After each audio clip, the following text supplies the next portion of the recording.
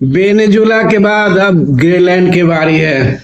दोस्तों, ये जो रोज शोर से मीडिया में चर्चा चल रही है कि जिस तरह से अमेरिका ने वेनेजुला पर कब्जा कर लिया, उसी तरह अब ग्रीनलैंड पर भी अमेरिका कब्जा करेगा। क्योंकि हाल ही में एक इंटरव्यू में पत्रकार ने पूछा कि आपको अब ग्रीनलैंड पर क्या राय है।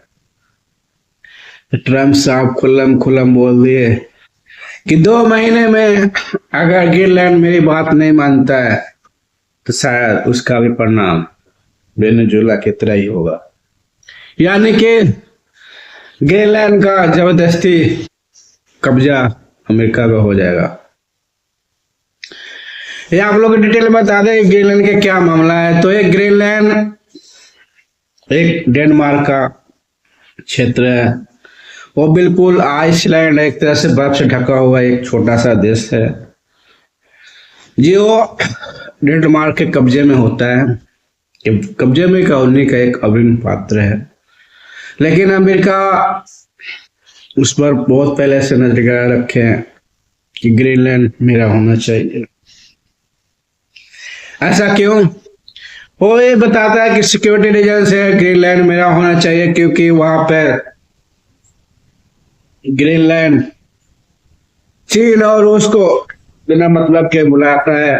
वहां पर जहाज देखी जाती है और कुछ न कुछ ग्रीनलैंड चाइना और रूस से मिलकर खिचड़ी पका रहा है, यानी कि विनर या सैन अड्डा बनाने की कोशिश कर रहा है। इसकी वजह से कहता है कि ग्रीनलैंड अगर ऐसा करता है, ऐसा मेरे को थोड़ा बहुत भी भनक मिलता है तो मैं उस पर अटैक करूंगा और ग्रीनलैंड को अपने कब्जे में ले लूंगा सिक्योरिटी रीजन से। लेकिन दोस्तों, ये बता दें कि ग्रीनलैंड एक छोटा देश है, वो तो कुछ भी नहीं कर सकता। जब मर्जी अमेरिका उसको ले सकता है, लेकिन अमेरिका को दुनिया को कुछ न कुछ बताने के लिए कि मैं बिल्कुल सही किया हूँ, कुछ गलत नहीं किया हूँ, तो ये छोटे मोटे कोई ना कोई भी अपना रीजन बताएगा। लेकिन मेन मुद्दा यह है कि ग्रीनलैंड का कब्जा करने का उसका मेन मकसद ये है कि दुनिया के सबसे साफ देश, यानी सबसे साफ पानी ग्रीनलैंड में ही है, और वहां पे क्रिटिकल मिनरल भी वहां पे बहुत सारा अंदर दबा हुआ है। इसकी नजर है ग्रीनलैंड पर, वहां के पानी और वहां के खनिज पदार्थ पर किसी तरह वहां कब्जा करके निकालने के लिए। क्योंकि आपको पता है आने वाले 50-100 सालों में इस समय पानी पर ही लड़ाई होगी। जिसके पास पानी प्रचुर मात्रा में वही बॉस होगा। तो ग्रीनलैंड तो और भी छोटा है, वो देश कुछ कर नहीं सकता है, डेनमार्क कर नहीं सकता है, क्योंकि वो डरा हुआ पहले से ही है। और नाटो यूरोपियन यूनियन का सदस्य होते हुए उसको ये नहीं लगता है कि हम लोग का कोई सपोर्ट करने वाला है। क्योंकि आप लोगों को पता होगा कि जब नाटो में खुद अमेरिका ही है सबसे ताकतवर देश, और वही कब्जा करेगा ग्रीनलैंड पर, तो दूसरा देश कैसे मदद कर सकता है। तो दोस्तों, अब ये ग्रीनलैंड का भी भविष्य खतरे में है। एक खूबसूरत सा देश आइलैंड है, बर्फ से ढका होता है, ठंडा इलाका है, वहां पर दुनिया के सबसे साफ पानी मिनरल है। ऐसे खनिज पदार्थ पर अमेरिका को नजर बनी रहती है, और ये सोच रहा है कि अगर पैसे से ना दे तो जबरदस्ती ले। क्योंकि कुछ वर्ष पहले भी रूस से उसी तरह का जो भौगोलिक स्थिति है, बर्फ से ढका हुआ एक छोटा सा प्रदेश रूस का, जिसका नाम अलेक्सा है, कभी ये रूस का था, उसने अमेरिका को अलेक्सा बेच दिया था।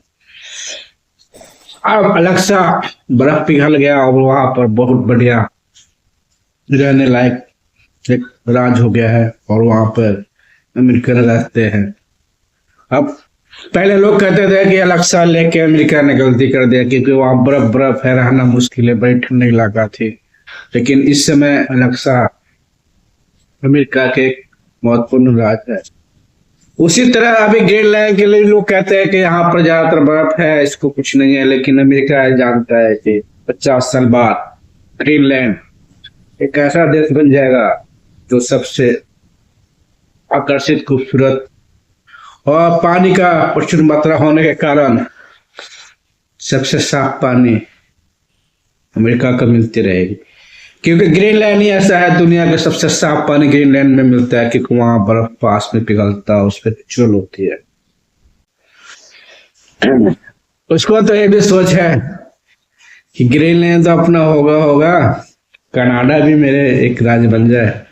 कनाडा का भी ऑफर दे रखा है अमेरिका ने कि आप मेरे में शामिल हो जाओ।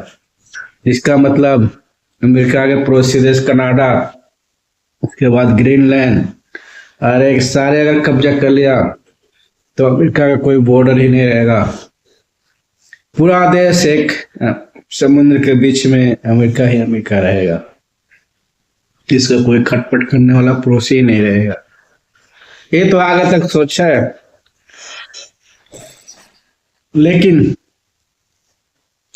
ऐसा कनाडा के मामले में कमी ऐसा नहीं हो सकता। कनाडा तो शामिल होने के लिए बिल्कुल मना कर दिया, इनकार कर दिया है, लेकिन ये चर्चाएं चलती रहती है कि क्या पता है किसी दिन को कनाडा के भी अमेरिका ने कब्जा कर लेगा।